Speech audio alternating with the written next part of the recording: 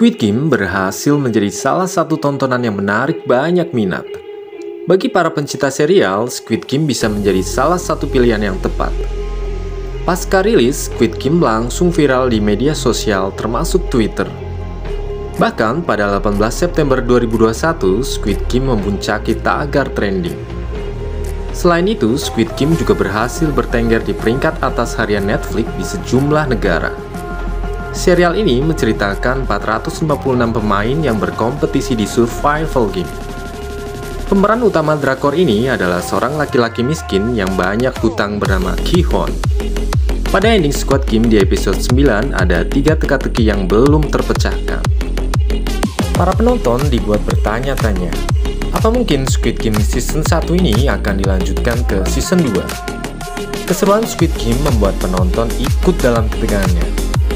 Dilansir dari @catatan_film, setidaknya ada 7 fakta tentang film Squid Game yang perlu kamu tahu. Yang pertama, genre survival yang baru. Dalam serial ini ada 456 yang berpartisipasi. Tentunya mustahil bagi semuanya untuk dapat bertahan dan memenangkan hadiah utamanya.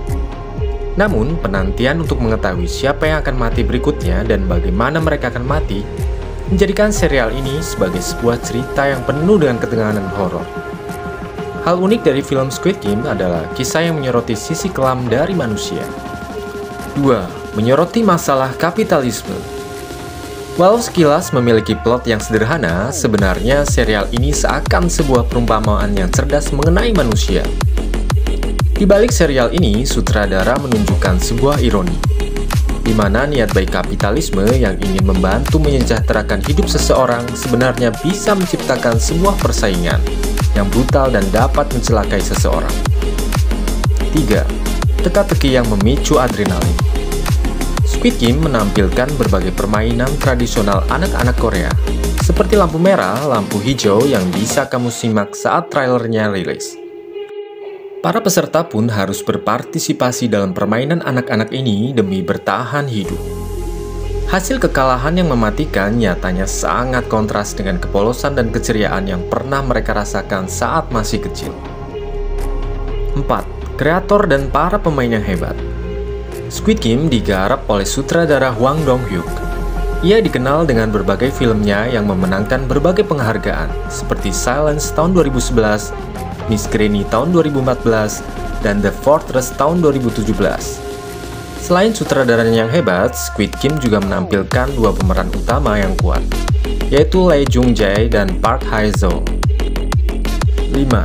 Disiapkan lebih dari 1 dekade. Dalam sesi konferensi pers virtual yang berlangsung pada Rabu 15 September, Hwang pede bahwa dia sebenarnya sudah menyelesaikan draft naskah itu sejak tahun 2008 yang lalu. Namun saat itu menurut orang-orang, cerita yang ditulisnya sangat rumit dan tak familiar. Lalu pada tahun 2018, orang-orang justru menilai naskah yang ditulis Hwang pede punya konsep yang unik dan cukup mencerminkan kondisi masyarakat sekarang ini. 6.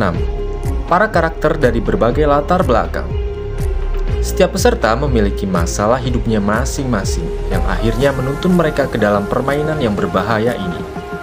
Mulai dari hutang, judi, hingga tuntutan untuk menafkahi keluarga. Cerita masing-masing karakter ini menjadi salah satu hal yang membuat serial ini sadis sekaligus humanis. 7. Serial Korea rating dewasa. Saking sadisnya, Squid Game harus dilabeli rating 19+. Serial Korea ini serupa dengan film Alice in Borderland yang sama-sama diperuntukkan penonton usia dewasa. Pemberian label ini berdasarkan adegan kekerasan, seksual, dialog yang kasar, hingga unsur kengerian tingkat tinggi.